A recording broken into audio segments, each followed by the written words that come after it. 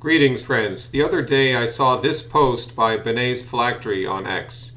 He said, "Fascinating how the only pre-modern depictions of anything resembling the modern feminine sexual ideal are found in India and Southeast Asia." And he was referencing another post, someone who had included this photo of an artifact with the caption, "Sculpture of a female figure, probably a Yakshi or nature spirit, location Mathura, India, around 200 AD. Now I've chosen to cover up part of the figure's breasts because this is very close to a modern graphic image. So for that reason, I did choose to cover her breasts. The rest of the images that I'll be showing in this video, I should warn you, do draw upon this back and forth that was going on related to this post, as some commenters supported this view that indeed we don't see this in the pre-modern European man, this feminine form as the ideal, and other people responding, no, indeed we do see this in the European past. We do see the hourglass figure. There won't be any more erotic images in the degree of this one.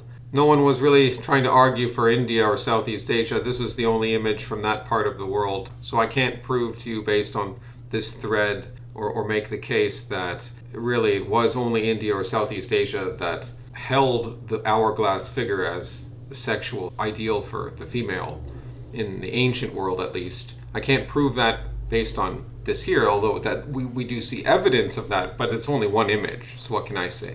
However, most of what people were posting had to deal with the discussion of Europe. So this video may not make a conclusive case about India, but it should make more of a case about European man not actually celebrating the hourglass figure for much of his history. Although there are those who disagree. They point out Minoan and Mycenaean civilization in the past as having the hourglass figure as an ideal.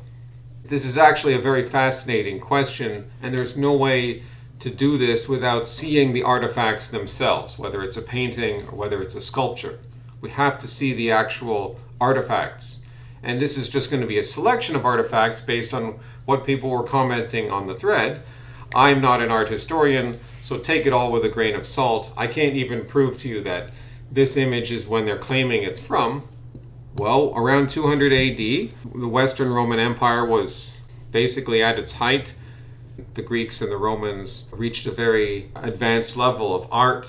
So let's see, what were some of the counters? What were some of the examples that people were countering this with? And what were some of the examples that people were furthering the point that indeed you didn't find this in ancient Europe? So we have this guy, Ib. He says, not the case at all. Confer with Greek, and then he includes some Greek name that I cannot read. But he includes a photo of a statue, presumably an ancient Greek statue, of a woman. I don't know if this is representing a particular goddess, probably a mythical character. And she is indeed slim, but could you say this is the same form as the Indian statue? No, it's not. It's not the same body structure. She doesn't have that kind of waist, and she doesn't seem to have those breasts either. That was the comment I left, and a number of people agreed with me. This guy put forward the example of this statue, which he says is titled Aphrodite of Knidos, Greece, 4th century BCE. So that would be 400 years before Christ. Aphrodite was a Greek goddess. Could we say this is the modern feminine sexual ideal? Could we say that this is the erotic image that men would prefer today? No. She's feminine, but she's not the ideal. She doesn't have the breasts, and the proportions of the waist are not there. It's not the same at all. She has curves, but that's not the same waist by any stretch. It's a beautiful statue. There's lots of detail. It's probably a good representation of what a woman may have looked like in that population back then, for all we know. Some were saying in the comments that the ancient Greeks and many Europeans, even into the medieval period, were not permitted to ever study women in the nude, so they didn't have a good conception of female anatomy. I don't know if that's true. I'm just throwing that in there. You can correct me if you know better than me. But perhaps I do wonder why these female forms, sometimes it's quite believable, but then in other cases it doesn't look believable at all. So one guy offered this example to say that there were beautiful hourglass women in ancient Greek statuary. This is the worst example. This is a great work in the sense of the skill of the sculptor in producing it. But this looks like a man. I'm not even sure this is a woman. He or she seems to have, I wouldn't even say breasts, like I wouldn't even say female breasts, and they have like abs, and if you look at the arms, there's well-defined muscles there. If this is a woman, she could probably defeat me in open combat. That would be for sure. She doesn't seem to care about the baby either. The baby is holding on for dear life. They also didn't draw babies back then the way they do today, but there was also a reason for that. Well, Christ was not depicted as an infant like today because he was sort of like a small human symbolically, because he was still God even as an infant. So that's why they didn't paint him as like a literal infant. But as for the rest of the art world, like depicting other infants, they didn't really start depicting them realistically until much later, much more recently in European history. They'd look like small people, basically. Miniature midgets, shrunken dwarves with no necks. So that's a fail in terms of trying to find the hourglass figure in the ancient European past. Then there's this one, and she's feminine. She's got curves. There's nothing exceptionally ideal about her form. This is not the hourglass figure at all. This post here was particularly brutal. This was like, ouch. Fortisax says, cope. I guess he's addressing this towards the defenders of the hourglass figure in European ancient heritage. He's saying, cope. Here's Rome. White men have always liked thick, pear-shaped white women. Well, we don't need to zoom in on all of these images here. They're almost, explicit by today's standards. I would remark that it's interesting that the ancient Romans seem to be able to portray the human figure three-dimensionally in these paintings in a much more advanced style, like something approaching what we would have seen in recent centuries in European history. They had already shown a capability of producing art of that dimension. Like you didn't see that in ancient Egyptian art. Ancient Egyptian art was mostly like two-dimensional, at least in terms of the paintings. They did have sculptures.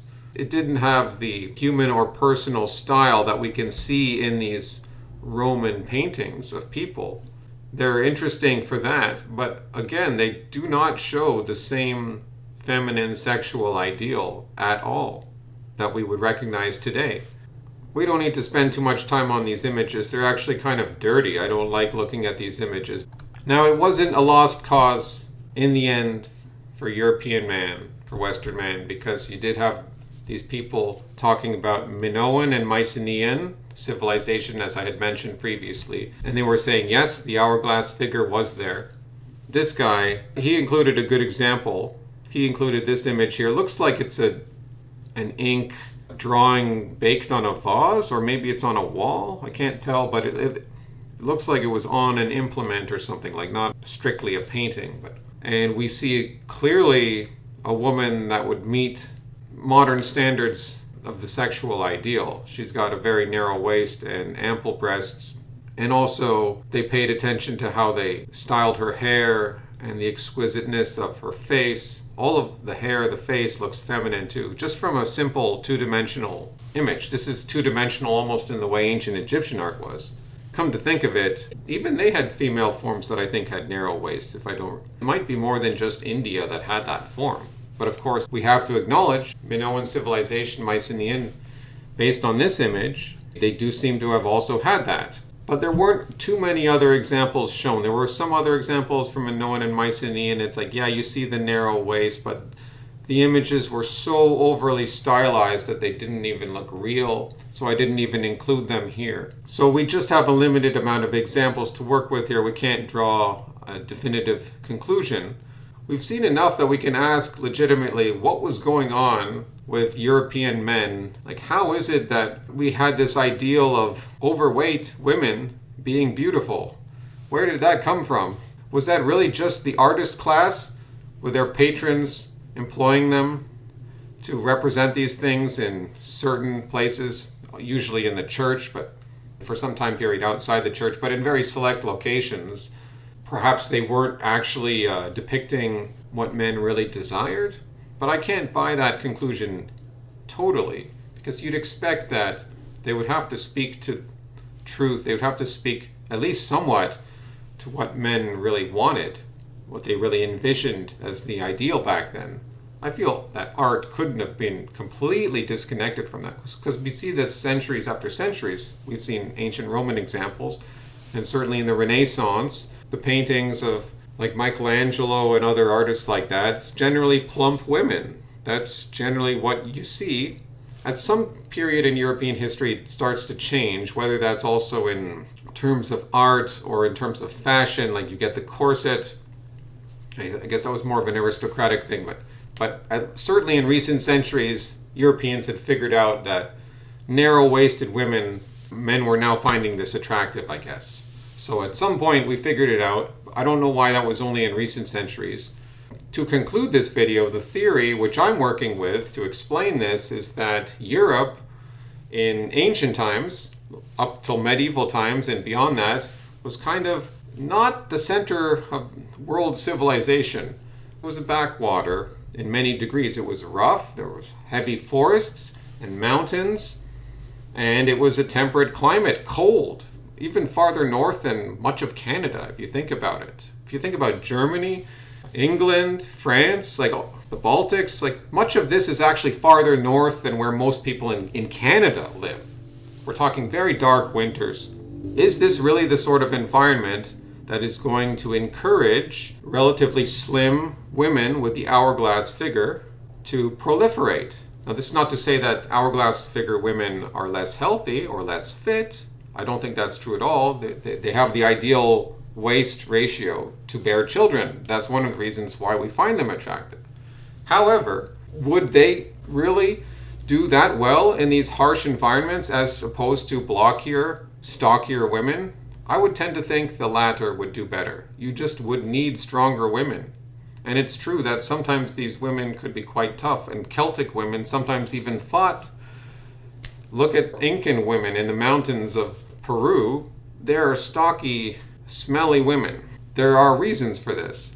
It's a tough environment. Altitude, the elements, the labor, these are not warm places. This was not ancient India, these developed agricultural centers that could provide urban areas with huge populations for successive generations in which women were able to develop, I guess, more healthily in terms of the environment, the hourglass figure. So that's my working theory. But I don't know why in the medieval period this was still the case, that European men thought that fat, blocky women were the ideal. I don't know if it's because they just couldn't study nude women or because they really just did find fat women attractive. I remember in art history, my professor, she said something to the effect of, well, being fat meant that you could eat, so you were well off, so you were attractive because you signaled that you came from a family which had wealth, provide for you well. But really, is that really a convincing explanation? Like, no, it's not. These are deep, visceral, biological urges which drive man. How on earth could they have seen things so differently 500 years ago, 1,000 years ago, completely differently? It looks like they did see things differently then, and it blows my mind. This is fascinating. This is not the end of the story. We have to get to the bottom of this. Well, let's give credit to the Minoans and the Mycenaeans. Maybe they've shown us that it wasn't that simple, that Western man did like the hourglass figure. But Minoan and Mycenaean civilization, this wasn't Germany, wasn't France. That's in the Mediterranean. That's close to the circulation of the world connecting to Asia and beyond. Yes, it's Western man, but it's a bit of an outlier.